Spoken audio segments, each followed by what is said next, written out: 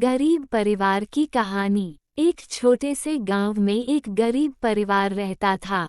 इस परिवार में रामू, उसकी पत्नी सीता और उनका छोटा बेटा मोहन था।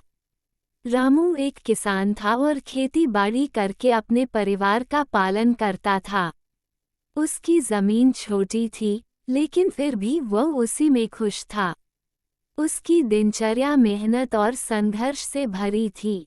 वह सुबह से लेकर शाम तक खेतों में काम करता, लेकिन फिर भी उसके पास ज्यादा पैसे नहीं होते थे।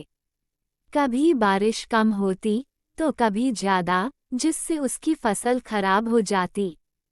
सीता, रामू की पत्नी, घर के सारे काम करती थी।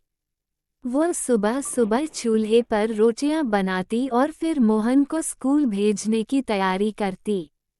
सीता का सपना था कि उसका बेटा मोहन पढ़ लिखकर बड़ा आदमी बने।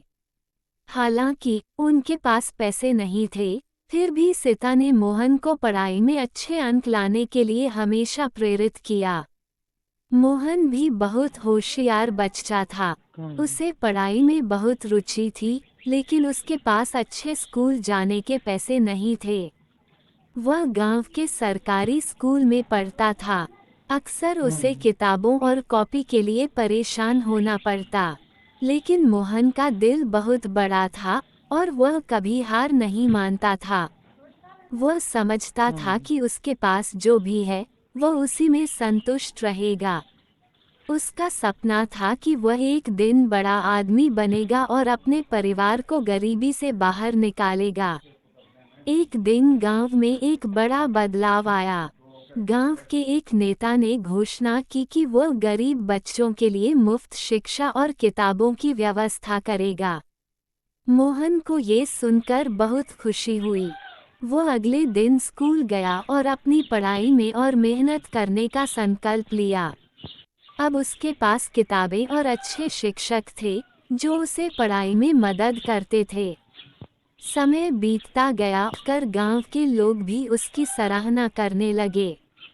उसने अपनी कड़ी मेहनत से यह साबित कर दिया कि अगर रामू और सीता बहुत खुश थे, क्योंकि उनका बेटा अब एक नई राह पर चल पड़ा था। उन्होंने कभी नहीं सोचा था कि उनका बेटा इतना बड़ा आदमी बनेगा, लेकिन मोहन ने ये साबित कर दिया कि मेहनत और लगन से कोई भी इंसान अपनी परिस्थितियों को बदल सकता है। इस तरह एक गरीब परिवार का बेटा अपनी मेहनत और संघर्ष से अपनी जिंदगी में सफलता हासिल करता है और अपने परिवार का नाम रोशन करता है। ये कहानी हमें ये सिखाती है कि गरीबी कभी किसी की मंजिल नहीं होती।